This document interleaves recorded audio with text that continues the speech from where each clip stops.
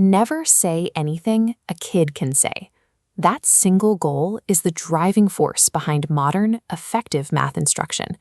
But in the middle of a busy lesson, when you're circulating the room and a group is completely stuck, your instinct is to step in. The clock is ticking, and it takes deliberate effort not to just hand them the answer. To bypass that instinct, we can build a physical tool to carry into the classroom, a customized 3-phase questioning plan. To build yours, grab your upcoming math problem, the learning goal, and a blank piece of paper. Divide that page into 3 columns: before, during, and after. By preparing your high-impact questions in advance, you eliminate the temptation to tell. You give yourself a roadmap that forces you to let the students act as the mathematicians, testing their ideas and expressing their reasoning. Step 1 is setting the target. Write your exact learning goal and problem at the top of the page. Every drafted question must anchor direct feedback here. Otherwise, students won't make accurate generalizations. Move to the before column. This is your activation phase. Draft 2 questions exclusively to evoke necessary prior knowledge. When drafting these, use plural, exploratory language. Phrasing questions with we or us establishes a collaborative environment right from the start. Try invitational stems like, "What other problems have we solved that look like this?" Or, "Let's record everything we know about this shape." Keep in mind, the before phase is not about solving the day's problem. You are simply running a cognitive warm-up so they have their mathematical tools ready. Next, go to the during column.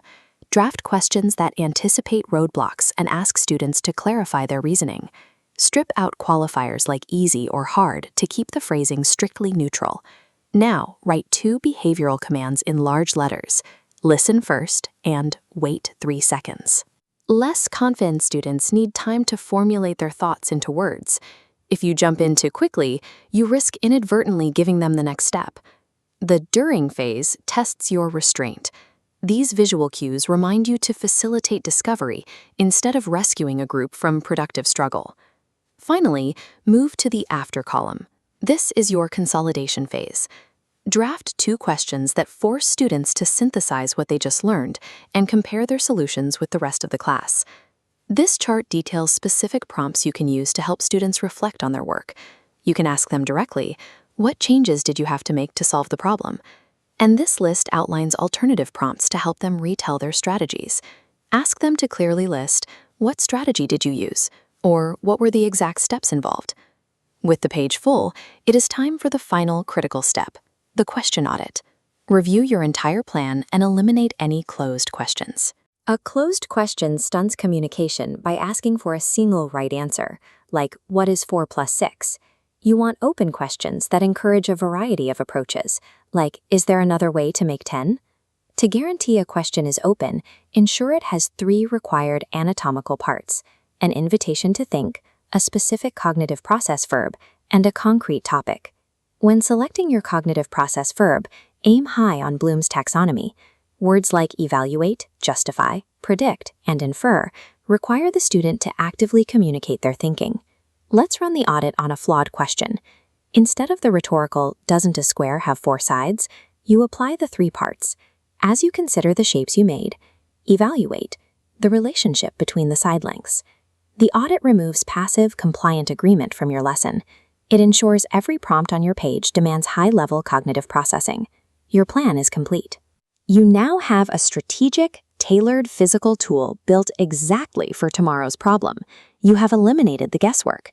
When a student hits a wall, you won't have to improvise. You already have the precise question ready to keep them moving forward. Anticipating their roadblocks and planning open questions allows learners to respond at their own level of readiness. They build self-confidence as they actively construct their own meaning. Tomorrow, take this paper with you. Circulate the room. Follow your cues to listen first, wait 3 seconds, and let the students do the talking. Excellent questioning is not an innate talent. It is a planned strategy. By preparing the framework in advance, you shift the intellectual heavy lifting away from yourself and place it exactly where it belongs, on the student.